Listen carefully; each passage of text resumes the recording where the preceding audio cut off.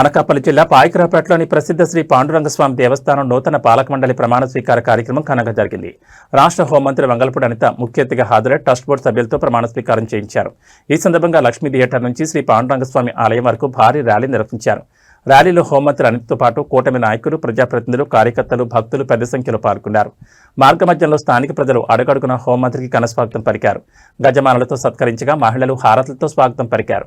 అనంతరం హోంమంత్రి ఆలయంలో స్వామివారిని దర్శించుకుని అంతరాలయంలో ప్రత్యేక పూజలు నిర్వహించారు. ఆలయ అర్చకులు, అధికారులు ఆలయ మర్యాదలతో స్వాగతం పలక దర్శనం అనంతరం వేద పండితులు వేదాశీర్వచనం అందించారు.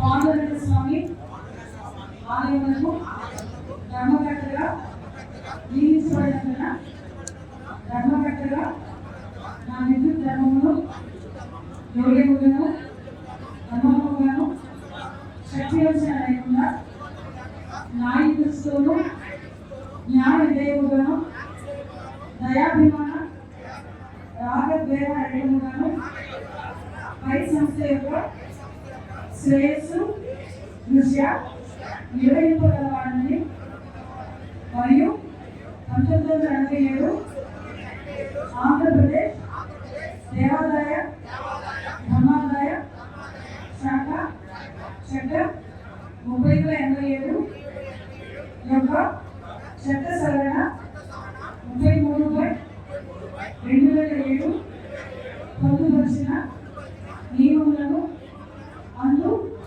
అందుపై గల నిబంధనలను శిరస వహించగలని దైవ సాక్షిగా ప్రమాణం చేస్తున్నారు.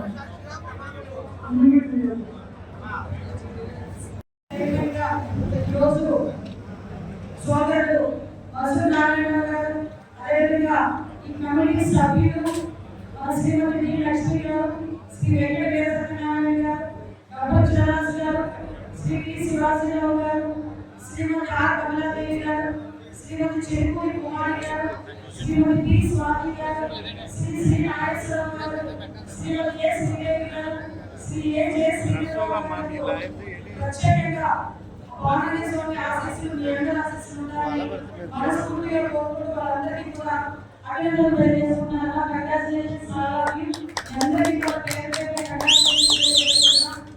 ఎందుకంటే రాజకీయంగా చాలా పదవులు వస్తున్నాయి, పోతున్నాయి. అది దైవ కార్యక్రమానికి సంబంధించిన పదవి అంటే దానికి నిజంగా దేవుడు బ్లెస్సింగ్స్ ఉండాలి.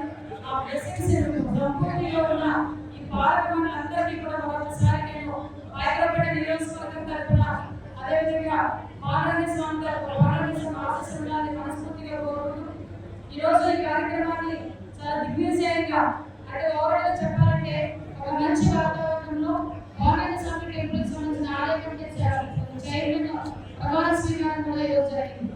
ఈరోజు ప్రమాణ స్వీకారం చేస్తున్నది కేవలం ఏదో ఒక ఆలయానికి సంబంధించిన లేకపోతే ఒక ఊళ్ళకు సంబంధించిన